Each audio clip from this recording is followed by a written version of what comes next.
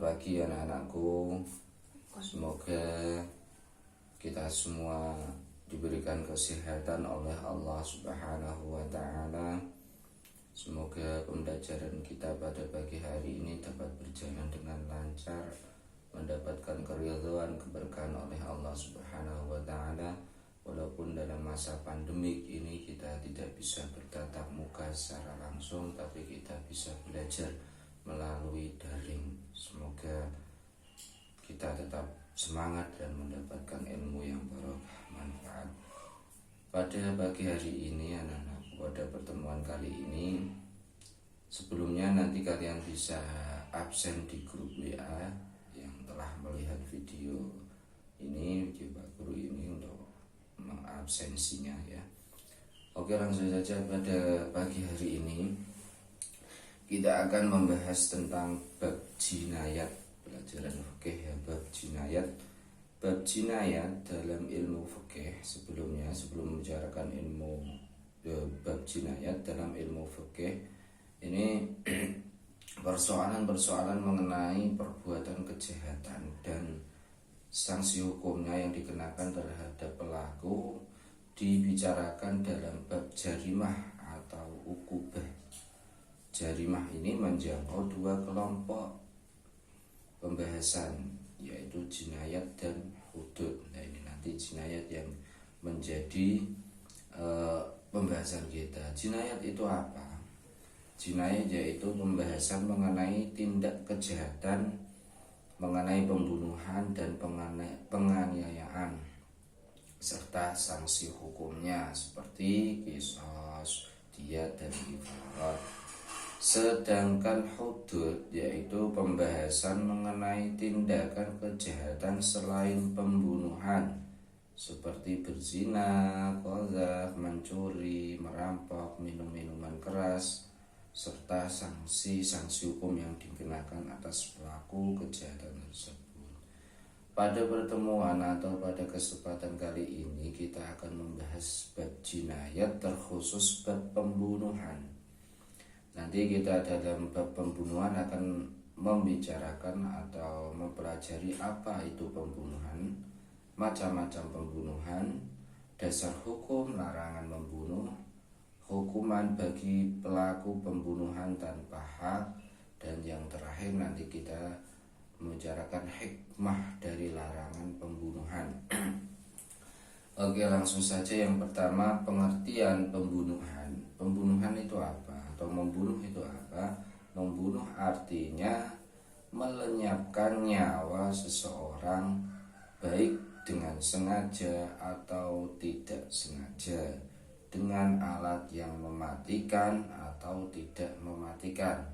Saya ulangi lagi, membunuh artinya melenyapkan nyawa seseorang baik dengan sengaja ataupun tidak sengaja, dengan alat yang mematikan ataupun tidak mematikan. Ini pengertian membunuh atau pembunuhan. Kalau kita sudah tahu pengertian pembunuhan, kita akan melanjutkan tentang macam-macam pembunuhan. Macam-macam pembunuhan ini ada 3, yaitu pembunuhan dengan sengaja atau qatlu amdin, kemudian pembunuhan seperti sengaja atau qatlu syibhu amdin, dan pembunuhan tersalah atau qatlu khata'in. Oke, kita akan bahas satu persatu apa itu pembunuhan sengaja, apa itu pembunuhan seperti sengaja, apa itu pembunuhan tersalah. Yang pertama, pembunuhan yang dilakukan dengan sengaja atau qatlu amdin, yaitu suatu pembunuhan yang telah direncanakan dengan memakai alat yang biasanya mematikan seseorang. Jadi tadi macam-macam pembunuhan ada 3 ya, untuk memudahkan mengingat. Pembunuhan ada 3. Yang pertama, pembunuhan secara sengaja, dan yang kedua seperti sengaja,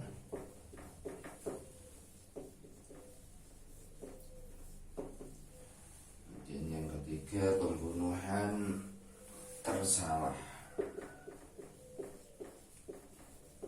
Ini macam-macamnya ada 3, seperti dengan sengaja, bersengaja, dan pembunuhan tersalah.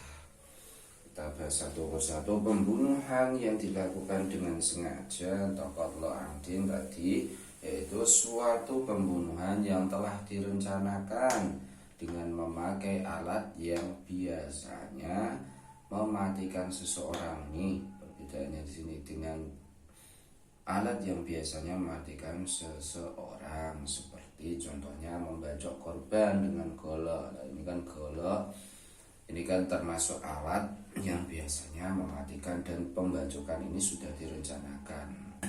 Kemudian contohnya lagi menembak dengan senjata api.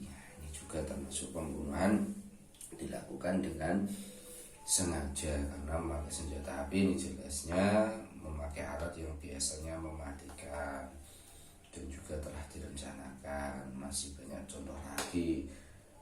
Ini termasuk Pak Guru akan mengutarakan sebuah kasus ini yang akan nanti kamu menjadi tugas kamu bersama kelompokmu membahas ini, termasuk aborsi. Aborsi ini termasuk dalam pembunuhan atau tidak. Kalau dalam pembunuhan ini termasuk macam-macam pembunuhan, yang mana yang disengaja atau seperti sengaja, atau pembunuhan tersalah. Ini nanti tugas kamu sama teman-teman mencari referensi tentang bab aborsi ini, permasalahan aborsi ini. Yang kedua, pembunuhan. Ini yang kedua, pembunuhan seperti sengaja atau qatlu syibhu amdin, yaitu pembunuhan yang terjadi sengaja dilakukan oleh seorang mukallaf dengan alat yang biasanya tidak mematikan. Ini perbedaannya tadi. Kalau qatlu amdin, pembunuhan dengan sengaja, itu dengan alat yang biasanya mematikan. Kalau qatlu syibhi amdin, pembunuhan seperti disengaja, ini tidak menggunakan alat yang biasanya mematikan. Contohnya misalnya ini spidol. Spidol ini saya pukulkan ke seseorang, kemudian seseorang itu meninggal. Nah, spidol ini kan tidak termasuk alat yang biasanya mematikan. Nah, ini yang dinamakan qatlu syibhu amdin. Kemudian yang ketiga, pembunuhan bersalah atau qatlu khata'in, yaitu pembunuhan karena kesalahan atau kekeliruan semata-mata, tanpa direncanakan dan tanpa maksud sama sekali. Misalnya seseorang melempar batu atau menembak burung, kan, tapi terkena orang kemudian meninggal. Ini pembunuhan bersalah atau qatlu khata'in. Terus dasar hukumnya apa? Dasar hukum larangan membunuh. Dasar hukum larangan membunuh ini terdapat dalam Al-Quran surat Al-Isra ayat 33. Berarti di dalam surat Al-Isra ayat 33, yang bunyinya wala taqtulun nafsal lati harramallahu illa bilhaq al-ayah. Dan jangan kamu membunuh jiwa yang diharamkan Allah melainkan dengan suatu alasan yang dibenarkan. Ini nanti saya harapkan anak-anakku sekalian bisa menghafalkan dasar hukum dasar hukum larangan membunuh, yaitu Quran surat Al-Isra ayat 33, wala taqtulun nafsal lati harramallahu illa bilhaq. Dan janganlah kamu membunuh jiwa yang diharamkan Allah melainkan dengan suatu alasan yang benar. Kemudian hukumannya apa? Hukuman atau sanksi bagi pelaku pembunuh tanpa hak. Yang pertama, untuk pembunuhan yang disengaja, ini hukumannya adalah kisos, dikisos. Kisos itu artinya apa? Ya, si pembunuh harus dibunuh juga, ini kisos. Namun ketika kok keluarganya ini memaafkan, maka pelaku pembunuhan wajib membayar diat, tapi diatnya diat mughaladuh, dengan denda berat. Pembayaran diat ini diambil dari harta si pembunuh dan harus diberikan secara tunai. Ini untuk pembunuhan yang disengaja.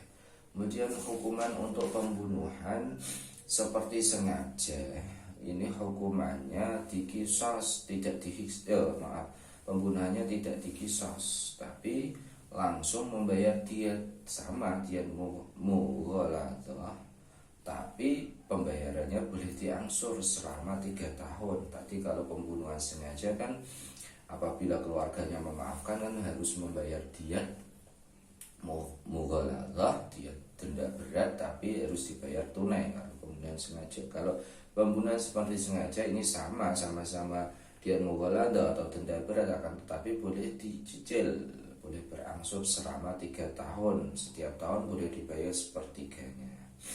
Kemudian untuk sanksi atau hukuman untuk pembunuhan tersalah, ini hukumannya juga tidak dikisos, melainkan diwajibkan membayar denda, diwajibkan membayar diatnya diat ringan, diat mukhaffaf, harus dibayarkan oleh keluarganya, dan itu pun boleh diangsur selama 3 tahun. Ini untuk pembunuhan. Namun selain membayar dia harus, untuk pembunuhan yang tersalah dia juga harus membayar kifarat.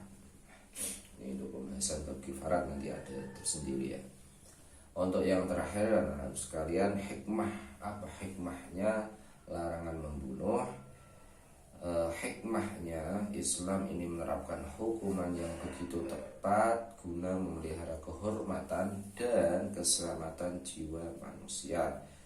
Pelaku perbuatan pembunuhan diancam dengan kisos, dengan diat, terus dengan siksaan neraka jahanam. Ini dengan maksud agar seseorang tidak melakukan perbuatan ini, perbuatan pembunuhan.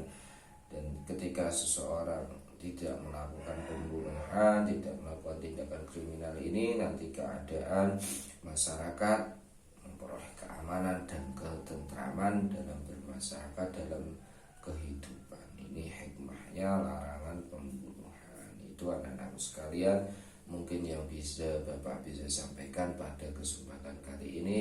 Semoga apa yang kita lakukan walaupun lewat daring mendapatkan manfaat, mendapatkan barokah oleh Allah Subhanahu wa taala. Amin Allahumma amin.